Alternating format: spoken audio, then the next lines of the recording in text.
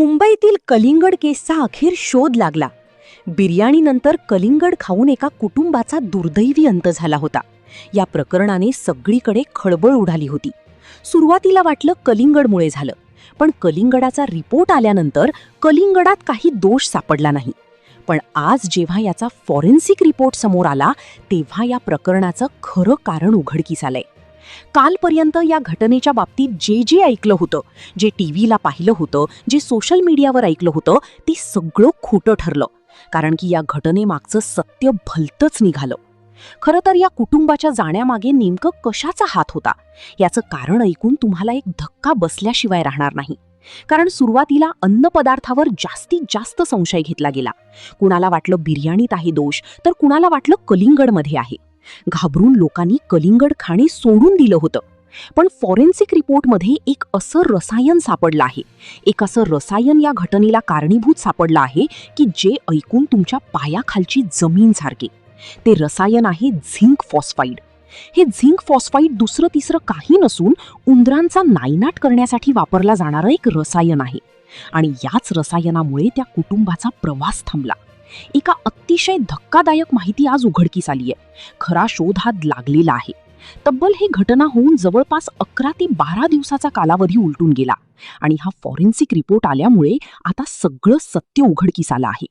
आता ही बातमी वाऱ्यासारखी सगळीकडे पसरली खरी, पण मूळ मुद्दा हा आहे की हे द्रव्य त्यांच्या शरीरात गेलं कसं. त्यांनी ते स्वतःहून वापरलं होतं की कुणीतरी कट रचून त्यांना हे द्रव्य दिलं. या प्रकरणाचा तपास रिंगाळला होता खरा, पण आता काही तासांतच या मागचा खरा सूत्रधार पोलिसांच्या जाळ्यात अडकलाय. हे केमिकल कुणी आणलं आणि तो मास्टरमाइंड कोण होता, याचा पर्दाफाश झालाय. हे सगळं प्रकरण 25 एप्रिलला सुरू झालं. त्या रात्री कुटुंबाने बिर्याणीवर ताव मारला, त्यानंतर कलिंगड खाल्लं आणि बघता बघता सगळ्यांना त्रास व्हायला लागला. सकाळ उजाडता उजाडता घरची माणसं निघाली, पण जाताना या कुटुंबाचे प्रमुख अब्दुल्ला डोकाडिया यांनी पोलिसांना एक साक्ष दिली होती. एक असा शब्द टाकला होता ज्याने संशयाची पहिली ठिणगी पडली. पोलिसांनी घराची झडती घेऊन सगळे नमुने गोळा केले. तोपर्यंत जगभर चर्चा सुरू होती की कलिंगड खाल्ल्याने हे झालं. मात्र फॉरेन्सिक रिपोर्टने ही चर्चा मोडीत काढली. कालपर्यंतचा अंदाज चुकला आणि आज लख्ख सत्य समोर आलंय. मागच्या 2 दिवसात या केसमध्ये 3 मोठे धक्के बसलेत. पहिली कडी 2019च्या एका जुन्या केसशी जुळली, तर दुसरा मोठा पुरावा सापडला तो म्हणजे मोबाईल. या मोबाईलने गूढ प्रकरणाचे रहस्य उलगडलंय. पती पत्नीमधील एक असं गुपित या मोबाईलमध्ये दडलं होतं, ज्याने पोलिसांना हादरवून सोडलं. आणि तेवढ्यात फॉरेन्सिक रिपोर्टने शिक्कामोर्तब केलं की ते रसायनच या परिणामास कारणीभूत आहे. मग आता प्रश्न हाच येतो की तो मास्टरमाइंड नक्की कोण? कुणी इतकी नीच खेळी केली? त्यांच्या शरीरात हे औषध कसं काय पोहोचलं? हे द्रव्य त्यांना देऊन कारस्थान केले गेले की त्यांना विशिष्ट कृतीसाठी प्रवृत्त करण्यात आलं? त्या मोबाईलमध्ये नक्की काय गुपित दडलंय? फॉरेन्सिक रिपोर्टमध्ये अजून कोणते धक्कादायक खुलासे झालेत? चला तर मग या पूर्ण प्रकरणाचा सविस्तर आढावा घेऊया. 25 एप्रिलच्या त्या दिवशी मुंबईच्या गजबजलेल्या पायधुणी भागात अब्दुल्ला डोकाडिया यांच्या घरात मेजवानी होती. त्यांनी आपल्या भावाला आणि त्याच्या परिवाराला बिर्याणीसाठी बोलावलं होतं. भावाचं कुटुंब, अब्दुल्लांचे कुटुंबीय असे 9 जण आनंदाने जेवले. जेवण झाल्यावर भावाचं कुटुंब निघून गेलं. त्यानंतर अब्दुल्ला, त्यांची पत्नी आणि 2 मुलींनी कलिंगड कापून खाल्लं. बिचाऱ्यांना ठाऊकही नव्हतं की ही त्यांची शेवटची वेळ आहे. पहाटेच्या वेळी एक करून सगळ्यांची तब्येत बिघडली आणि काही वेळातच घरची घरं उद्ध्वस्त झाली. मुंबईत बातमी झाली की कलिंगडाने सगळं संपलं. पण पोलिसांना शंका आली, जर 9 जणांनी बिर्याणी खाल्ली तर मग फक्त याच चौघांवरच ओढवलेली वेळ कशी आली? इथूनच तपासाची चक्र फिरली. पण कुणाला कल्पना नव्हती की 11 दिवसांनी याचं कारण आणि तो गुन्हेगार भलताच कोणीतरी निघे. सुरुवातीला पोलिसांनी घरातलं सगळं सामान तपासलं. उरलेली बिर्याणी, ताटं, तांदूळ, मसाले, मांस, खजूर, माठातलं पाणी, अगदी फ्रीजमधलं सामानही औषध प्रशासनाकडे पाठवलं. 2-3 दिवसात त्याचा रिपोर्ट आला आणि त्यात स्पष्ट झालं की कलिंगडात किंवा जेवणात कोणतेही विषारी घटक नव्हते. मग प्रश्न पडला की असं कसं काय झालं? तेव्हा पोलिसांनी 2019च्या एका जुन्या केसचा धागा पकडला आणि त्यावर चर्चा सुरू झाली. अखेर जे रुग्णालयाचा फॉरेन्सिक रिपोर्ट आला आणि सत्य समोर आलं. कारण होतं झिंक फॉस्फाईड. डॉक्टरांनी जेव्हा शरीराची सखोल तपासणी केली तेव्हा त्यांना अंतर्गत अवयवांचा रंग पूर्णपणे बदललेले असल्याचे दिसून आले. आणि हे पाहून अनुभवी तज्ज्ञही पुरते चक्रावून गेले. मानवी शरीरात झिंक फॉस्फाईड नावाचे अत्यंत घातक रसायन गेल्याशिवाय अशा प्रकारचे अंतर्गत बदल होणे तांत्रिकदृष्ट्या अशक्य असते.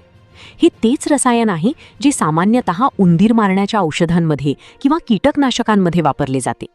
धक्कादायक बाब म्हणजे सुरुवातीला अन्नाचे जे नमुने तपासण्यात आले होते त्यात काहीच आक्षेपार्ह आढळले नव्हते.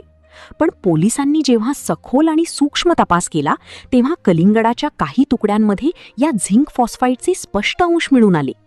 इथूनच या प्रकरणातील संशयाची सुई वेगाने फिरू लागली आणि ज्या कलिंगडाला आधी लॅबने क्लीन चिट दिली होती त्याचे नमुने दुसऱ्या प्रगत प्रयोगशाळेत पाठवले गेले, जिथे त्यात बाधक घटक असल्याचे सिद्ध झाले. याचाच अर्थ असा की अतिशय सावधगिरीने आणि नियोजनबद्ध पद्धतीने कलिंगडाच्या माध्यमातून हे रसायन त्यांच्या शरीरात सोडले गेले होते. हा जीवघेणा प्रकार उघडकीस आल्यानंतर आता हे माध्यम कोणी वापरले आणि यामागचा मास्टरमाइंड कोण आहे याचा शोध पोलिसांनी युद्धपातळीवर सुरू केला.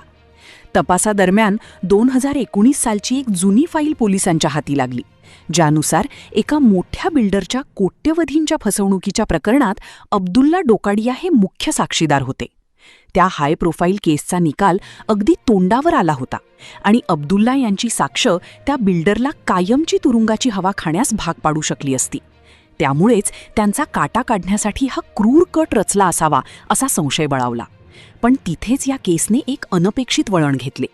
पोलिसांनी घरातून जप्त केलेल्या मोबाईलमधील चॅट्स आणि कॉल रेकॉर्ड्सनी तपासाची दिशाच पूर्णपणे बदलून टाकली. अब्दुल्ला यांच्या पत्नीच्या फोनमध्ये हमीदा शेख नावाच्या एका महिलेचे संशयास्पद मेसेजेस सापडले, जी अमेरिकेत राहणारी मेकअप आर्टिस्ट होती आणि तिचा पती आफताब हा रिअल इस्टेटच्या धंद्यात सक्रिय होता. आफताबने हमीदाला फसवल्याच्या एका प्रकरणातही अब्दुल्ला हे साक्षीदार असल्याचे समोर आले. सखोल तपासात अशी धक्कादायक माहिती समोर आली की आफताब आणि त्याची पहिली पत्नी मिळून हा सगळा भयानक डाव खेळत होते. कारण आफताबला याची पूर्ण कल्पना होती की जर अब्दुल्ला जिवंत राहिले तर आपली कायदेच्या कचाट्यातून सुटका होणे शक्य नाही. आता मुख्य प्रश्न हाच होता की ते विषारी द्रव्य कलिंगडापर्यंत पोहोचले कसे. पोलिसांना सध्या 2 प्रमुख शक्यता वाटत आहेत, ज्यातील पहिली म्हणजे मास्टरमाइंडने घरातील कोणाचा तरी विश्वास संपादन करून किंवा कोणाचीही नजर नसताना सिरिंजसारख्या साधनाद्वारे कलिंगडात हे मिश्रण टोचले असावे. कारण कलिंगडाचा नैसर्गिक रंग गडद लाल असल्याने त्यात झालेला बदल चटकन ओळखता आला नसावा. दुसरी शक्यता म्हणजे मोबाईलमधील काही माहितीनुसार पती पत्नीच्या वादातून आलेल्या टोकाच्या नैराश्यातून हे घडले असावे का, असाही विचार केला जात आहे. पण कलिंगडात रसायन सापडल्यामुळे घातपाताचा संशय आता जास्त दाट झाला आहे. फॉरेन्सिक तज्ज्ञांनी दिलेल्या माहितीनुसार हे द्रव्य शरीरात गेल्यावर रक्तातील हिमोग्लोबिनच्या रचनेत बदल होतो, ज्यामुळे अंतर्गत अवयवांचा रंग बदलतो आणि नेमके हेच अब्दुल्लांच्या बाबतीत घडले होते. जी घटना सुरुवातीला साधी अन्नातून झालेली विषबाधा वाटत होती ती आता एक अत्यंत भयंकर आणि गुंतागुंतीची रहस्यमयी केस झाली आहे. पोलीस आता त्या बिल्डरच्या आणि आफताबच्या अशा दोन्ही बाजूने कसून तपास करत आहेत. ते घातक घटक नेमके कोठून विकत घेतले गेले आणि त्या दिवशी घरात कोण आले होते याचे CCTV फुटेज बारकाईने तपासले जात आहेत. निसर्ग किंवा अन्नाचा यात कोणताही दोष नव्हता, तर हे कोणाचे तरी अत्यंत क्रूर कारस्थान होते हे फॉरेन्सिक टीमने आता तांत्रिकदृष्ट्या सिद्ध केले आहे. आता ते रसायन त्यांना कोणी दिले की त्यांनी स्वतः वापरले याचे अंतिम सत्य लवकरच बाहेर येईल. पायधुनीच्या या घटनेने संपूर्ण समाजाला एक मोठा धडा दिला आहे की जे डोळ्यांना दिसते ते नेहमीच सत्य नसते आणि एका सुखी कुटुंबाचा विनाश करणाऱ्या त्या खऱ्या मास्टरमाइंडला पोलीस कोणत्याही परिस्थितीत सोडणार नाहीत. कारण मोबाईल डेटा आणि तांत्रिक बाबींचा पूर्ण तपास झाल्यावर या प्रकरणातील दूध का दूध आणि पाणी का पाणी होणे आता निश्चित आहे. ऐकल्यावर तुम्हालाही धक्का बसला असेल ना, पण ही घटना आपल्याला फक्त घाबरवण्यासाठी नाही तर सावध करण्यासाठी आहे. आता व्हिडिओच्या या शेवटच्या भागात मी तुम्हाला अशा काही महत्त्वाच्या गोष्टी सांगणार आहे ज्या तुमच्या आणि तुमच्या कुटुंबाच्या सुरक्षतेसाठी खूप गरजेच्या आहेत.